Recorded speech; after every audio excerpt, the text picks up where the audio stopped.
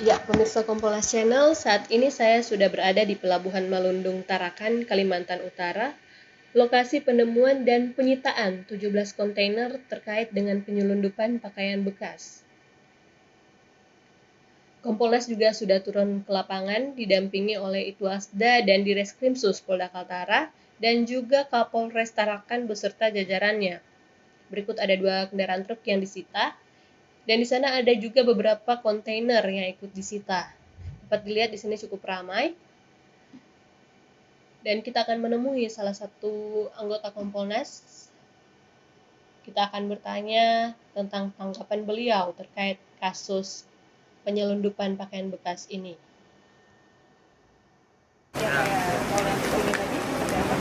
Jadi begini, sebetulnya ada kaitannya karena tugas Kompolnas itu sebagai pengawas eksternal, salah satu yang menjadi kewajiban kita itu untuk melakukan peninjauan report untuk kasus-kasus menonjol. Kasus menonjol itu bisa buruk, bisa baik. Nah, kemudian di sini ada kasus yang menasional.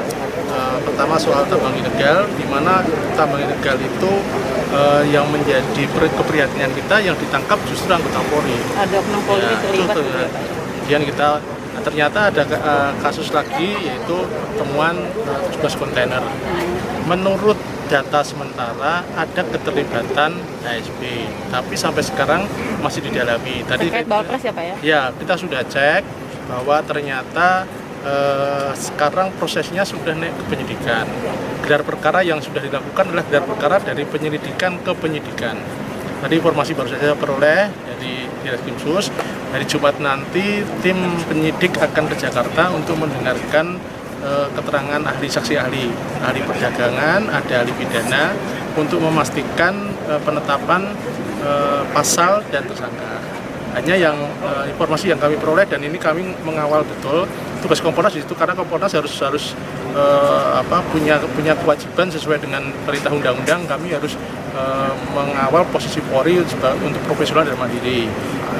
Nanti akan dijerat dengan undang-undang perdagangan, undang-undang perlindungan konsumen dan undang-undang TPPU.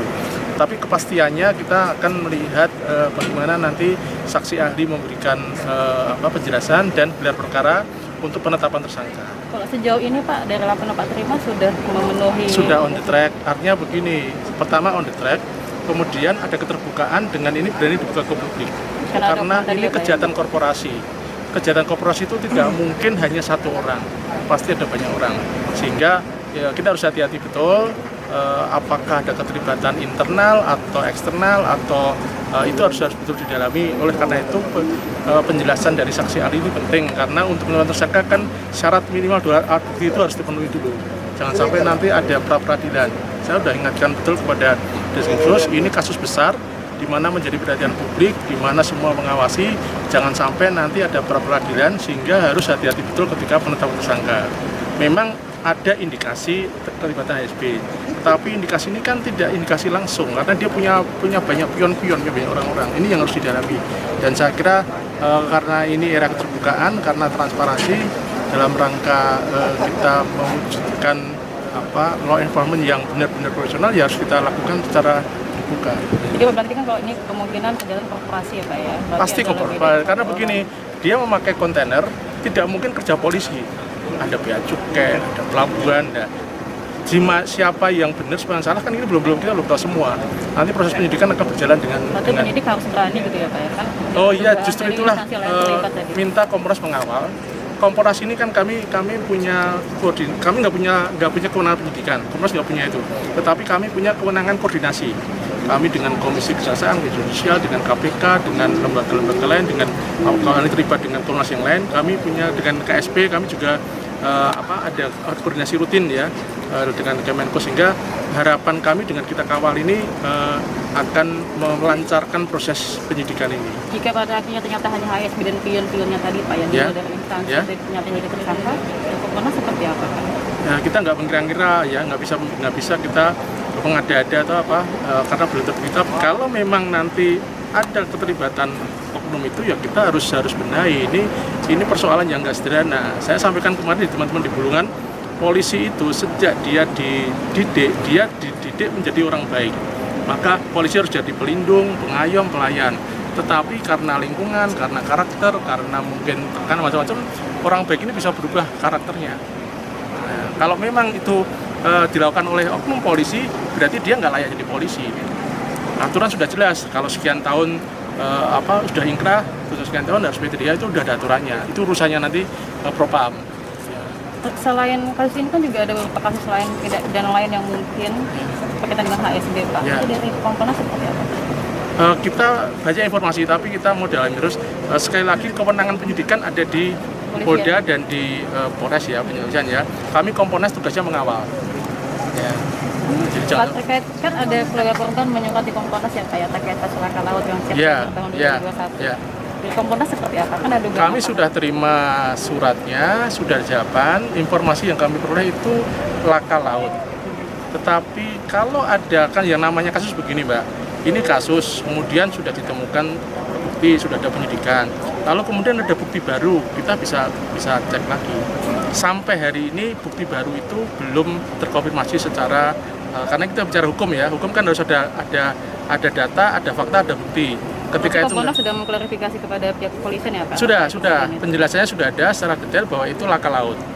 Sejauh ini Kompolnas menyebutkan itu memang benar laka laut. Tugas kami ketika menerima laporan, kami melakukan klarifikasi. Ketika klarifikasi itu kemudian diterima oleh pelapor, kita anggap urusan selesai. Tetapi kalau kemudian pelapor menemukan bukti baru, kita bisa terima laporan baru lagi. Kalau terkait hasil visum yang ditanyakan juga Pak sama otopsinya itu kan ada yang tidak berkaitan dengan. Iya, tapi sampai hari ini Kompolnas belum dapat itu. Saya kira kalau memang ada hal yang mencurigakan, silakan saja dari pihak pengacara.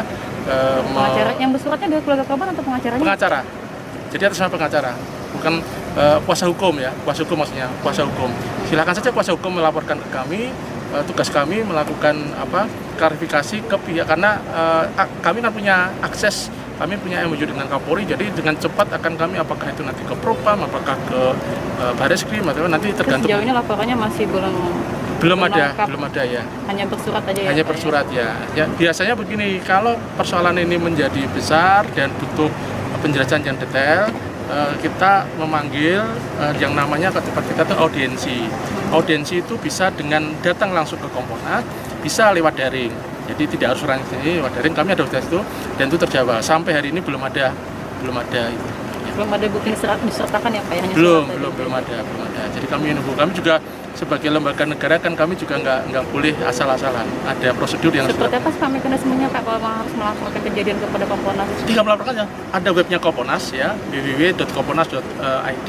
Itu ada kolom mengenai lapor. Sudah masuk situ nanti berkas-berkas diunduh saja. Nanti begitu masuk hanya dalam hitungan hari, nggak sampai 4 hari sudah akan dapat jawaban bahwa sudah diterima. Jawabannya melalui website tadi atau email atau kan jadi syaratnya ketika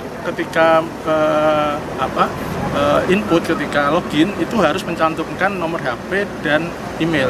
Maka akan kita jawab. Nanti email itu nanti akan menjelaskan sudah diterima begini. Nanti prosedurnya kita akan paling lambat 14 hari sudah ada jawaban. Nanti apa jawabannya nanti akan kita proses lagi. Kalau butuh klarifikasi misalkan harus ke Polda, kita akan bersurat ke Polda. Nanti Polda punya waktu juga 14 hari nanti akan jawab.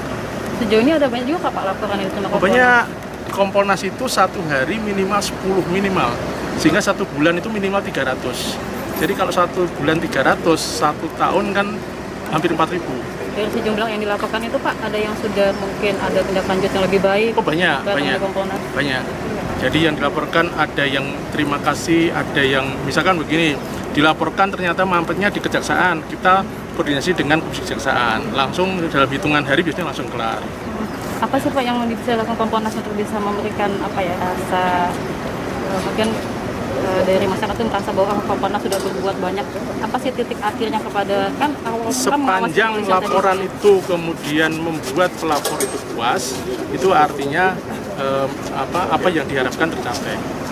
Tindakan akhir dari Kompolnas apa Pak kepada kinerja kepolisian tadi? Menunjukkan kalau banyak laporan berarti masih ada persoalan. Ketika laporan menurun berarti persoalan itu bisa teratasi.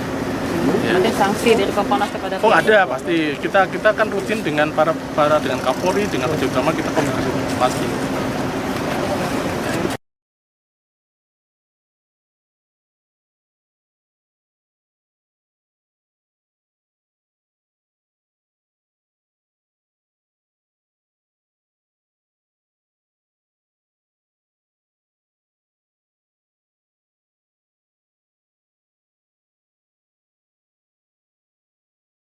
Saya Wahyu Rudanto, Komisioner Kompolnas, di samping saya dengan AKBP Hedi di Reskrim Sus Polda Kaltara. Jadi kami datang ke Kaltara untuk mendalami kasus menonjol yang ada di sini, yaitu tambang ilegal dan penyelundupan atau pemalsuan manifest kontainer, dan ternyata isinya beberapa kas yang harus dilaporkan sebagai rumput laut. Ya. Kedatangan kami sini untuk mendalami. Tugas Kompolnas adalah bagaimana agar polisi ini bisa bekerja secara profesional dan mandiri, sehingga kita lihat dalam pendalaman kita lihat tim penyidik sudah on the track. Jadi sudah benar. Sekarang kita mengawal dan Kompolnas berharap penyidikan ini lancar. Yang di tambang ilegal sudah ada tersangka. Untuk yang pemalsuan manifest kontainer ini masih penyidikan, menunggu saksi ahli dan gelar perkara. Intinya Kompolnas berharap kerja polisi profesional dan membutuhkan pengawasan selain Kompolnas juga dari masyarakat untuk membackup Polri agar bekerja lebih baik sesuai dengan harapan Pak Kapolri menjadi polri presisi. Demikian, terima kasih.